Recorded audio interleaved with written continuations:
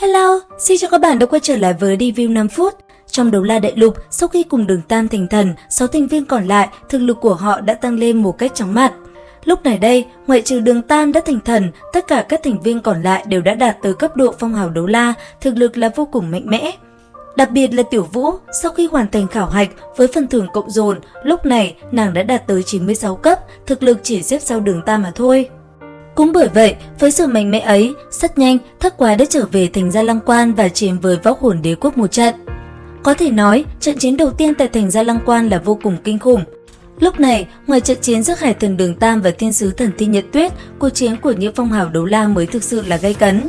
Đầu tiên, đó chính là trận chiến giữa Thất Quái cùng 6 vị cung phụng của Vũ Hồn Điện. Có thể nói, trận chiến này là vô cùng cân sức. Thế nhưng để nói đến sự ăn ý cùng khả năng hỗ trợ cho đồng đội, làm sao 6 vị cung phụng bằng được Lục Quái cơ chứ? Cũng bởi vậy, sau khi cuộc chiến nổ ra, dưới sự tăng phúc của chữ Vinh Vinh, 6 vị cung phụng rất nhanh đã có người phải thổ huyết. Và rất nhanh, người đó chính là Kim Ngạc Đấu La, người bị chăm sóc bởi Đới Mộc Bạch cùng Chu Trúc Thanh và Mã Hồng Tuấn. Tiếp theo, sau khi đánh bại Kim Ngạc Đấu La, Mã Hồng Tuấn đã liền lao về phía Tam Cung Phụng và cùng gã phong hào đấu la 97 cấp kia sau chiến kịch liệt. Còn Tiểu Vũ, với thân pháp nhanh nhẹn của mình, nàng đã lấy mạng rất nhiều hồn sư dưới 80 cấp buộc Tam Cung Phụng đang giao chiến với Mã Hồng Tuấn phải lao tới hỗ trợ. Thế nhưng, cho dù là Tam Cung Phụng 97 cấp có tới, tuy nhiên Tiểu Vũ lúc này đã 96 cấp, trong tay Tiểu Vũ lại có hai đệ nhất ám khí đường môn là Phật Nộ Đứng Liêm và Khổng Tước Linh. Bởi vậy, ngay khi hai đệ nhất ám khí khai mở, Tam Cung Phụng đã liền bị ám khí làm cho thương nặng. Nhân cơ hội đó, Tiểu Vũ đã liền dùng bạo sát bát đoạn xuất lấy mạng hắn ta chỉ trong vòng một nốt nhạc. Bởi vậy, ở gần đó, thấy sự thể hiện của đám tiểu bối, Đường Hạo cùng Đường Khiếu cũng chẳng thua kém. Trong tay Đường Khiếu, Hạo Thiên Chủy rất nhanh đã đánh cho hàng ma đấu la phải bại lui và thương nặng đành lùi về. Còn Đường Hạo cầm trên tay cây búa lớn, Hạo Thiên Đấu La đã liền thi triển Đại Tu Di Chủy cùng 3 tên phong hào đấu la đối chiến. Và chỉ sau tích tắc, khi hồn hoàn thứ nhất bùng nổ, trong 3 gã đó đã ngay lập tức có một tên bỏ mạng dưới cây búa khổng lồ.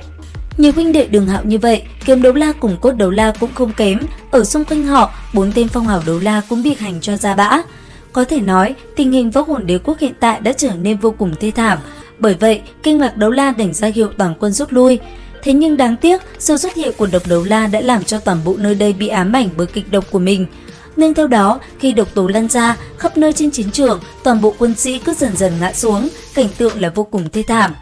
Còn trên không trung, trận chiến của Đường Tam và Thiên Nhật Tuyết cũng đã đi tới hồi kết. Trước sức mạnh của Đường Tam, cho dù là Thiên Nhật Tuyết muốn đồng quy vu tận cũng không được nữa rồi. Bởi vậy tới cuối cùng, sau khi phá vỡ bộ thần trang trên người, Thiên Nhật Tuyết đã liền rơi xuống tường thành Gia Lăng Quan. Và rất may cho nàng, trong khoảnh khắc đó, Kim Ngạc Đấu La đã lao lên và tự bạo để cứu Thiên Nhật Tuyết. Nếu không, nàng đã bỏ mạng mất rồi. Còn những vị cung phục còn lại, họ cũng rất nhanh lao tới và bảo vệ cho Thiên Nhật Tuyết, dẫn nàng chạy trốn khỏi Gia Lăng Quan. Thế nhưng đáng tiếc, Đường Tam không cho họ chạy. Từ trên không trung, một thức ngàn năm không du đã điểm phát động, phóng thẳng về phía trước. Bởi vậy, cảm nhận nguy hiểm, Tứ Cung Phụng và Ngũ Cung Phụng lập tức quay đầu lại, sau đó tự bạo để cản lại công kích của Đường Tam cứu Thiên Nhật Tuyết. Cũng nhờ thế, Thiên Nhật Tuyết rất nhanh đã né được một kích này. Tuy vậy, khi tàn dư quét qua, ở bên cạnh Thiên Nhật Tuyết, 3 tên phong hào đấu la đã bị cuốn vào một thức ngàn năm không du và bỏ mạng. Còn Thiên Nhật Tuyết, nhờ vậy nàng đã chạy thoát và được Bỉ Bỉ Đông cứu đi, cứ thế trận chiến kết thúc, Võ Hồn Đế Quốc đại bại.